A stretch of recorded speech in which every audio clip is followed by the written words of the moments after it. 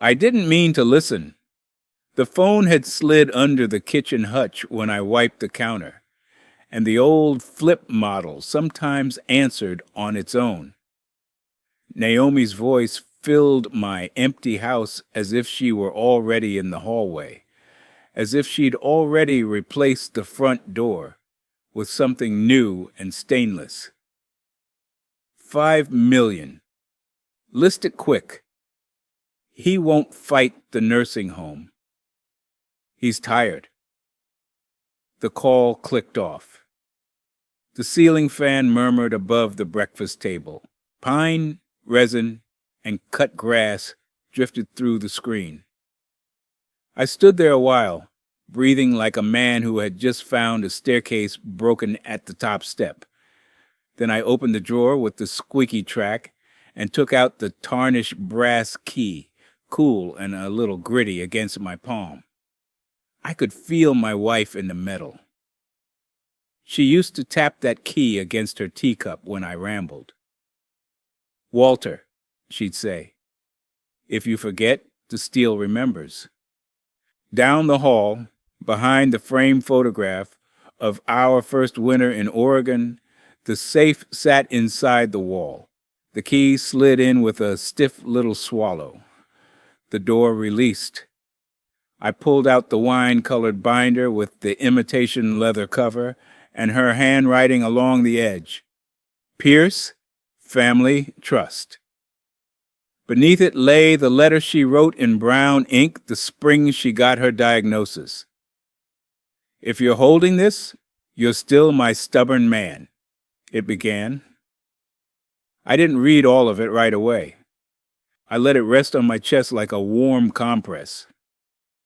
The binder had a tab, Section 7B, Dignity and Discretion. We'd argued over that title once, good-natured in the hospital cafeteria. I thought it sounded grand.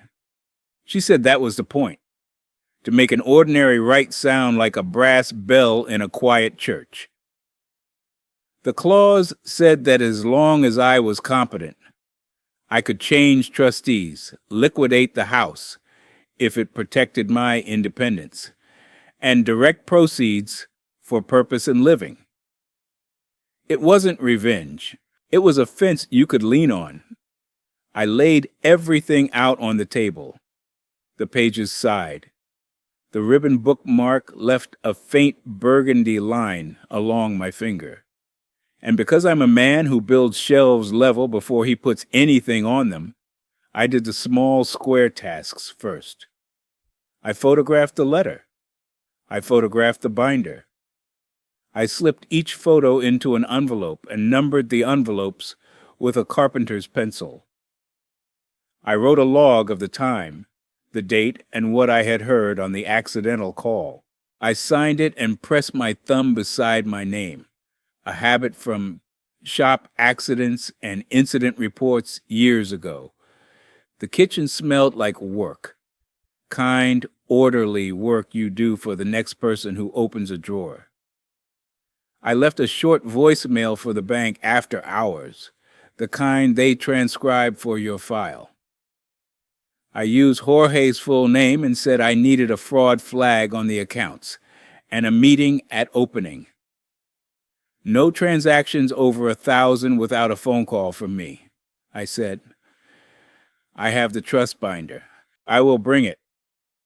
I kept my voice even, the way the good foreman on the mill floor could deliver a safety correction without drawing blood. I changed the locks, not because I expected a storm, but because the weather radio had turned itself on. When I finished, I wrote myself a one-page memo, key custody record, and signed it. Then asked my neighbor, Mrs. Whitaker, to sign as witness. I sent Naomi an email with read receipt enabled. "I've updated the locks temporarily," I wrote. "Will align on access after I meet with counsel. Love, Dad." I was careful with that word. I wanted it to live through what was coming. That first night I slept in the den on the couch. the binder tucked under my arm like a quilt. I woke once to the refrigerator cycling and once to the roof timbers popping as the day's heat slid away. When I finally slept straight, it was because the pine outside the window was whispering, and the whisper was familiar. "You're a stubborn man," it said. Good. Here's what I did in those first hours, in case someone listening needs a ladder while the floor shakes. I assembled documents, documented times, flagged accounts for oversight, and made sure keys and access were in responsible hands with a witness. Then I scheduled appointments with a bank officer and an elder law attorney to confirm what the trust allowed. This is not legal advice. Consult a local professional. Morning, put a gold strip across the table in the binder. I took my flip phone, scrolled to Jorge, and pressed call.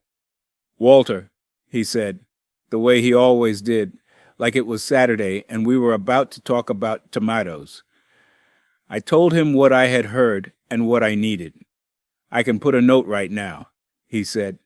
"No large withdrawals, no cashier's checks, no wire transfers without voice verification. I'll see you at 9. It felt like tightening the first of 12 bolts on a bridge beam. You wouldn't drive a truck across yet, but you could lean into the structure and feel its interest in holding you. At 9 sharp, I stepped into the bank's cool air. The marble floor made my soft-soled shoes sound confident. Jorge printed the monthly statement with a red ink stamp in the corner. Reviewed. We added a spending cap to the debit card. He showed me how to receive text alerts for any change of address requests. I kept thinking of the phrase from the letter. "Don't let anyone decide for you as long as you can read the morning paper." I can. I do. I folded the statement and slid it into an envelope labeled Bank, 9 us a.m., Jorge, red stamp. From there I walked 2 blocks to the law office. The receptionist had a cardigan with tiny pearl buttons and a glass bowl of peppermint candies. The attorney, Mara Collins, read the 7B clause, nodding quietly. She asked measured questions, then asked for my permission to call Naomi or to have Naomi's attorney call her. "No surprises are better than noisy surprises," she said. We reviewed my power of attorney and my healthcare proxy. We adjusted the financial POA to reflect that I would remain primary and that any extraordinary transactions required my in-person signature or video confirmation recorded and stored. The language had corners that would hold their shape. "You're choosing boundaries that keep a relationship possible," Mara said. Her tone was free of triumph, just relief. By lunch, I had a checklist. Appraisal, potential buyers, a draft of a letter to Naomi inviting her to bring her own counsel to a meeting later in the week. I called an independent appraiser, Tessa Ung, who could come that afternoon. "No fluff," she said. "I'll do a rapid market comp and a condition log. You'll have a memo with photos by evening." I liked the word memo. It sounded like a paper that knew its own job. Tessa moved through my house with the gentleness of a librarian turning pages that belonged to someone else.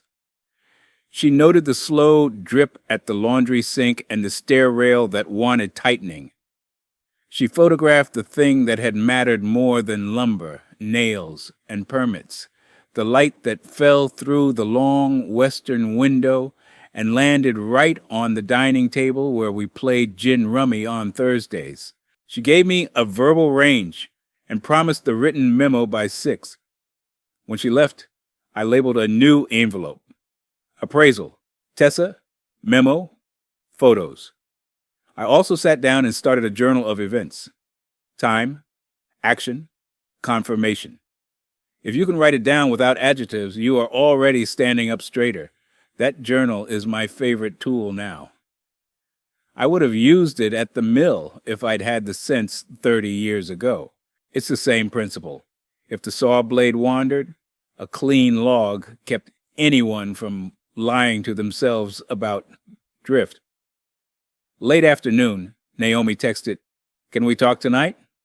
I replied, "Tomorrow is better. I have meetings today. We can meet in the kitchen at 5 tomorrow. Please bring your attorney, and I will bring mine, and we can go over the trust binder." The dots appeared, disappeared, appeared again. No reply came. I opened the window and listened to a mower drone down the block. I let the drone be a prayer for steadiness. When the voicemail memo arrived from the phone company, the transcribed message with the timestamp, I printed it and slipped it into an envelope with the USB stick I'd purchased on my way home. A small black drive on which I saved an audio copy of the 47-second message. I labeled the drive in block letters. 7B, call 47s. The action felt plain, not secretive. It felt like sweeping, like putting your tools back where they belong, so the next person can find them. That evening, the appraiser's memo pinged my inbox.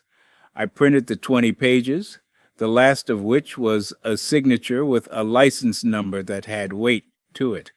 The number was proof that someone put their name on a measurement. I placed the sheaf under a paperweight shaped like a trout that Helen had given me after I dropped a real one in the boat one summer, and we both laughed too hard to do anything about it. We stayed soaked the whole drive home. The car smelled like the river for weeks. Before bed, I stood at the window and held the letter again.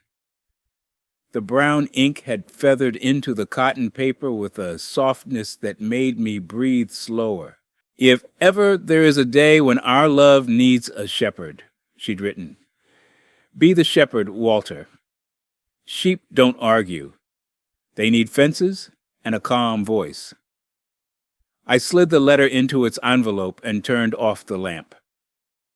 I have never once been a shepherd, but I have built a lot of fences. If you're taking notes for your own long evening, confirm bank safeguards in writing, review powers of attorney with an elder law attorney, ask for plain language explanations of any clause you plan to lean on, and document property condition with an independent appraiser. Keep a dated log. This is not legal advice. Consult a local professional. The next afternoon, I brewed tea and set 4 chairs at the kitchen table. I placed the binder on the table and a printed copy for Naomi. My attorney arrived first and sat to my left. Naomi came in with a woman about her age, pleasant-faced, whose eyes kept landing on my hands instead of my words. That was fine. A carpenter's hands carry their own transcript. We began with what was not in dispute. I love my daughter. My daughter loves me. We have different interpretations of what safety and dignity look like at a certain age. The old stove ticked as it cooled. Naomi's attorney asked to read the 7B language out loud, and I let the words do their work. "As long as I am competent," I said, "I remain the trustee of my own dignity." I thanked Naomi for her concern about my safety. I told her I would not be moving to a nursing facility, not now. I told her I planned to sell the house on my own terms, off-market and quietly, to fund my living, and to endow the scholarship fund named for her mother at the community college. Her shoulders went up. "You're giving it away." She said it softly, like she was offering me the chance to correct the file before someone else read it. "I'm giving some of it away," I said. "I'm keeping what I need. You'll receive what the trust provides in time. Right now, I'm choosing how to live and how to remember your mother. Naomi's attorney asked about a spending plan and about the timeline for the sale. I slid the appraisal memo across the table.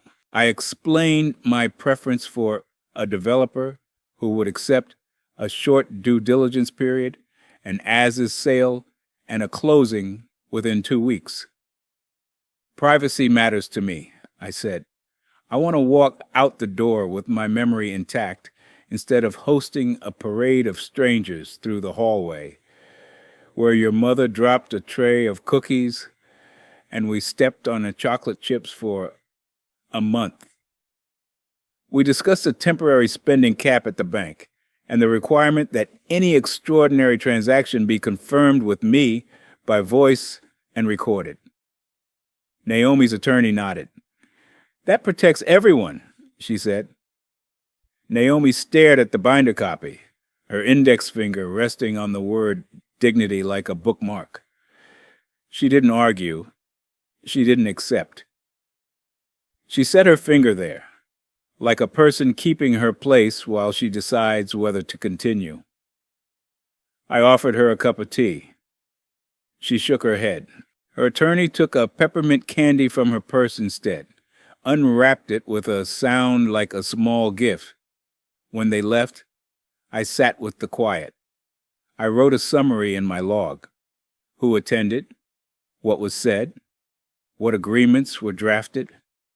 What remained unsettled? Then I called a local developer who had once helped a friend of mine sell quickly after a stroke. We spoke in practical nouns: timeline, earnest money, title, escrow, occupancy for 5 days after closing. I asked for a clause that kept contact to the attorneys during the transaction. It wasn't to shut down conversation. It was to keep the conversation clean.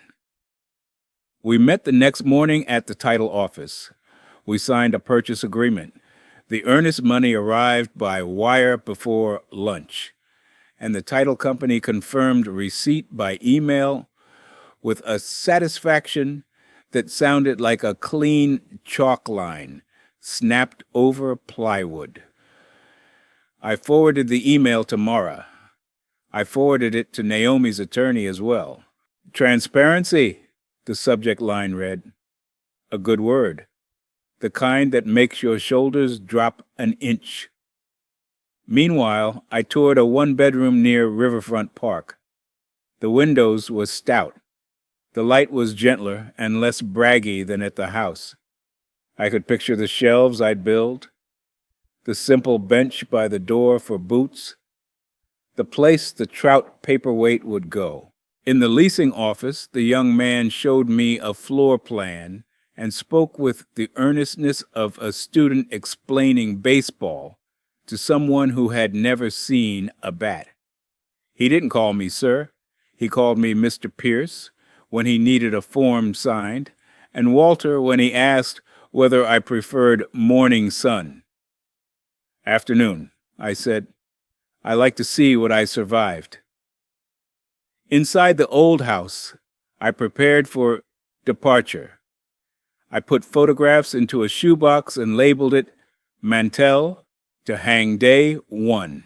I slipped the brown ink letter into a folder that would ride in my jacket pocket and nowhere else. I sat down with a checkbook and wrote a small gift to Mrs. Whitaker for being witness, and I wrote an even smaller note. Thank you for being a steady set of eyes. That night, the phone lit up and rattled across the table. Naomi again. This time not an accident. This time not a plan. Whispered to someone else. Anger stood behind her words. Like a shadow the light can't dissolve. You're embarrassing me. People will ask why you didn't tell me. I listened. When she finished, I named the feeling. Not her. Not me. This is hard, I said. I hear that you feel left out. I'm willing to meet again with your attorney and mine to restate the plan and hear your concerns. I'm not willing to reverse the plan. We stood in the same room and lived on different floors. I could hear her pacing above me. Then the footsteps stopped. Fine, she said. Send me the details. I already did, I said. I'll send them again. When the call ended, I saved the audio and the timestamp.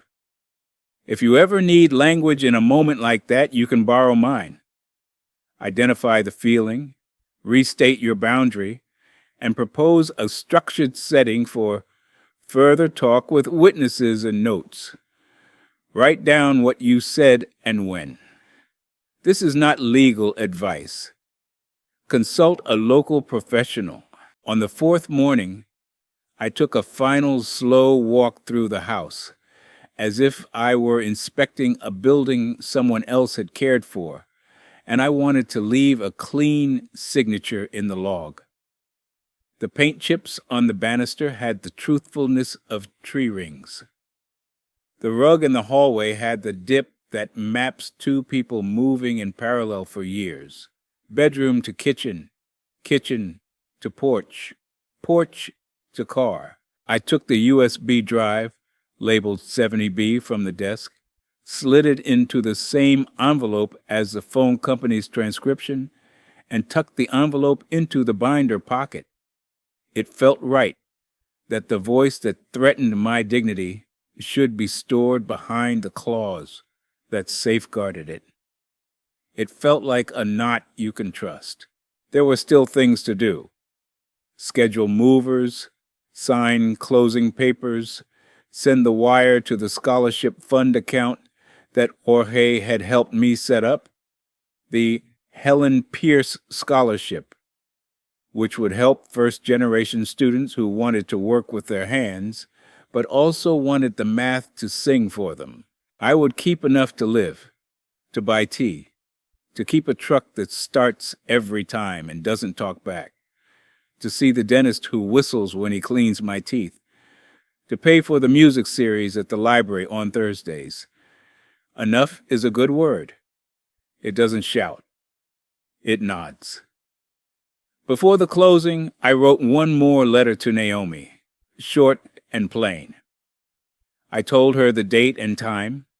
I told her the percentage going to the fund and the percentage remaining for my living and future bequests as the trust allowed. I told her we'll review everything annually, together, with counsel if needed, over a pot of peppermint tea. You don't have to like this, I wrote. You only have to know that I chose it while I could choose. I signed with my full name, not just Dad, because the man in the role needed to link arms. In the quiet between letters and signatures, I stood in the kitchen and said out loud, not to Naomi, not to any buyer, not to any bank. We did it, Helen.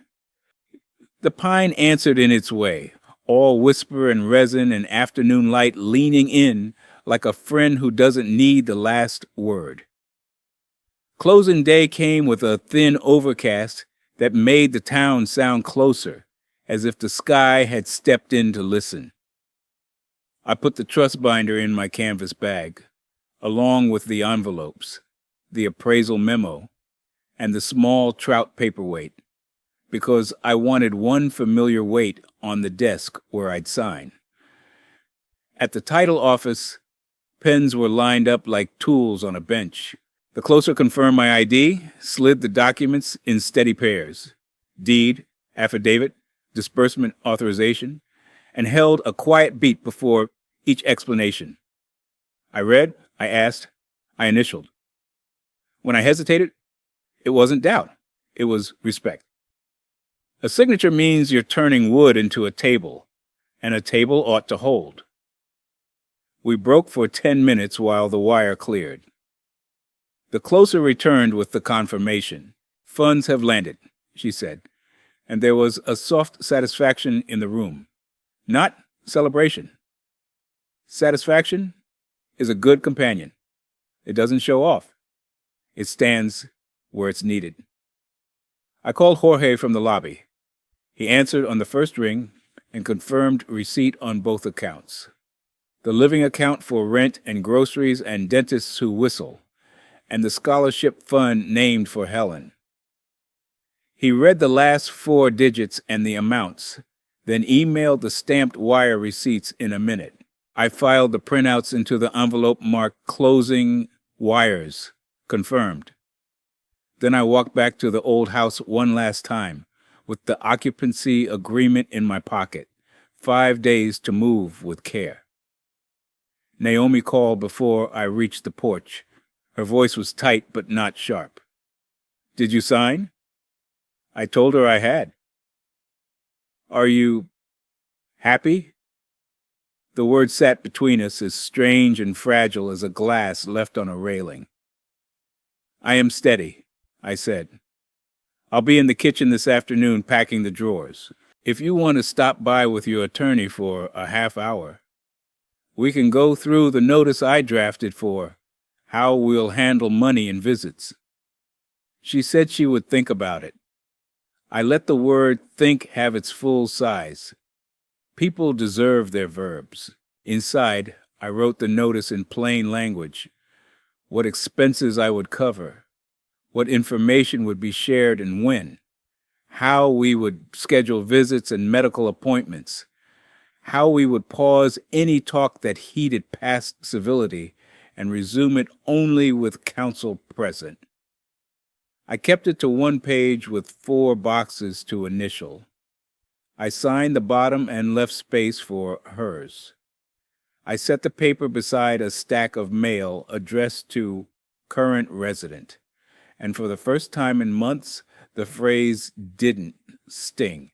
If anyone listening needs a checklist for days like this, here's mine.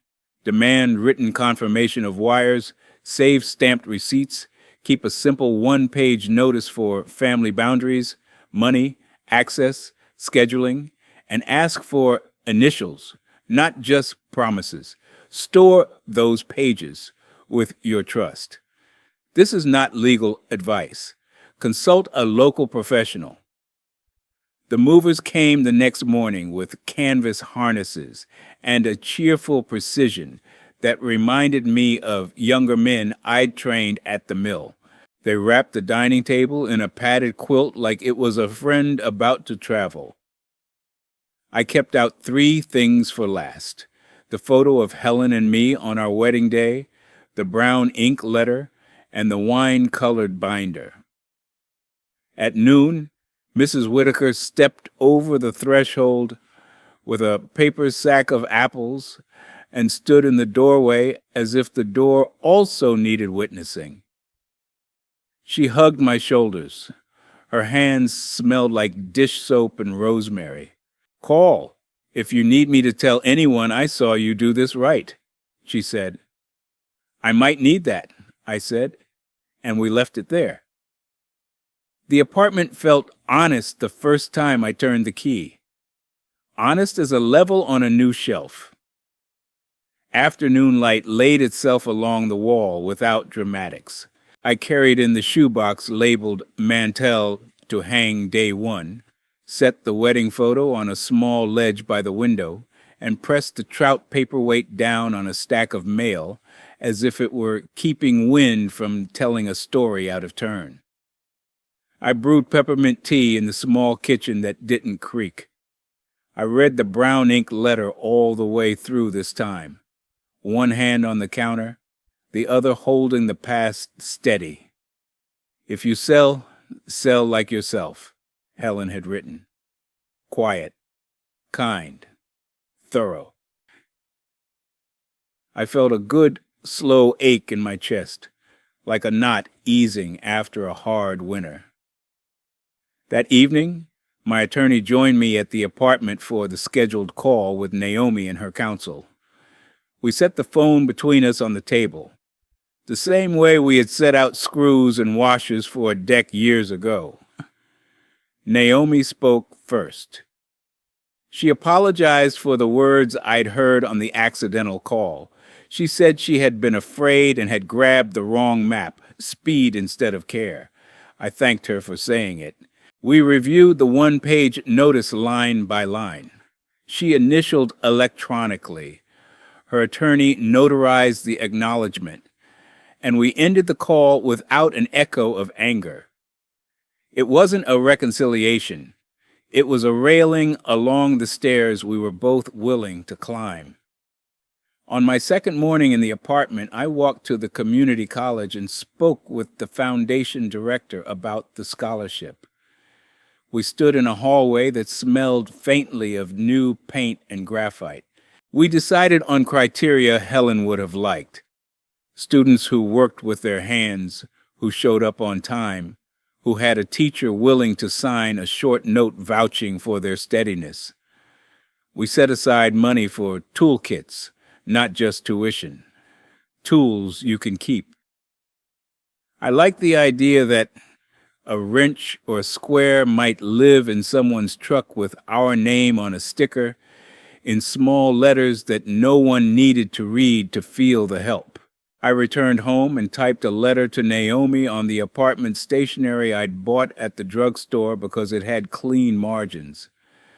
I offered her 2 standing monthly times to meet, one at my apartment, one at a cafe near her work. I also wrote a single sentence I would have avoided when I was younger. I will not discuss my living situation or finances by text. I printed 2 copies, signed both, mailed one, and slid the other into the envelope marked Boundaries Communications. If you need language for your own house or apartment, prefer scheduled, witnessed conversations for hard topics, avoid text for anything that can escalate. Write a 1-page notice of boundaries with initials and a date. And keep predictable rhythms for visits, because rhythm removes the need for reminders that feel like alarms. This is not legal advice. Consult a local professional. The scholarship fund wire confirmation arrived in my inbox with the foundation's countersignature and a short note. Your first recipient will be chosen by July. I printed it and set it under the trout. The paper didn't glow. It rested. That's how I knew we'd done this the right way. I called Jorge and asked him to set up a modest monthly transfer from the living account to savings for emergencies and a separate small monthly gift to the library's music series. It felt prudent to let money leave in measured steps the way breath leaves your lungs. It keeps the room from fogging. 2 days later, Naomi knocked. She came alone and stood in my doorway with a canvas bag on her shoulder and an expression that looked like someone trying to carry a delicate cake through a crowd. I invited her in. We drank tea and ate apples.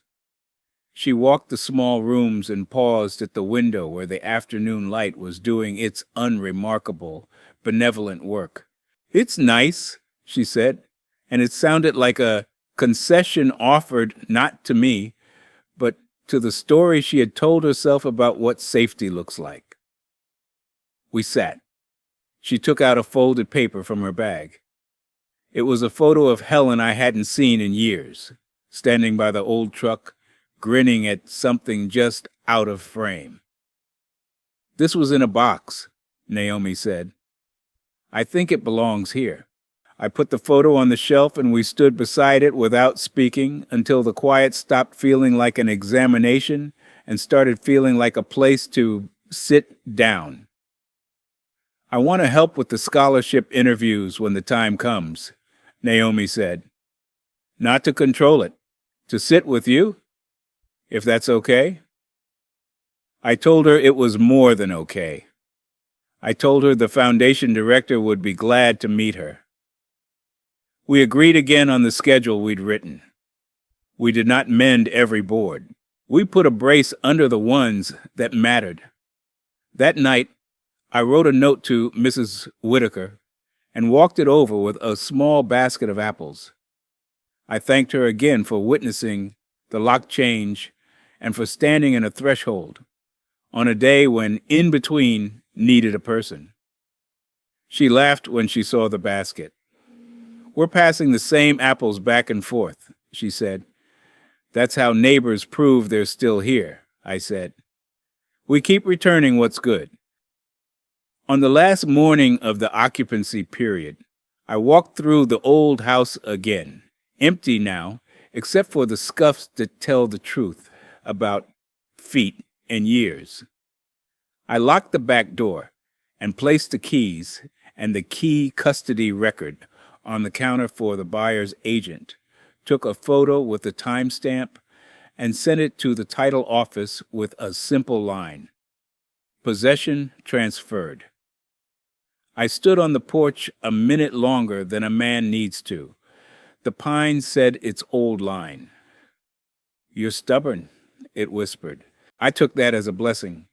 There's one more thing I learned, and I want to say it plain. Don't confuse secrecy with privacy. Secrecy hides. Privacy protects. I didn't hide. I protected what the law and my wife's letter asked me to protect: the chance to choose while I could choose. The shape of a life I would actually recognize from inside of it. The possibility of a relationship with my daughter that didn't depend on who shouted last. Quiet justice is not silence. It is measured voice. If you're building your own measured voice, consider setting dollar thresholds for bank alerts. Put spending caps in writing. Keep recordings and transcripts of any critical message and store them with your trust documents. Consider a short cooling off rule for family conversations and commit to resuming only with witnesses and notes. This is not legal advice. Consult a local professional. In the evening, I unpacked the last box. I took out a small terracotta pot, pressed soil into it with my palm, and planted a sprig of rosemary I'd asked Mrs. Whitaker to clip from her garden. Helen used to rub the leaves and hold her fingers to my nose when I got too serious about anything. "Smell that," she'd say. "Life isn't just a plan." The plant sat on the window ledge and made the whole room honest. I poured hot water into the cup, lifted it, and said the line I'd been saying in the doorways of our days. "We did it, Helen." The room didn't answer. It didn't need to. Comment CTA. Have you ever had to set firm boundaries with family to protect your dignity or home? What first step helped you stay calm?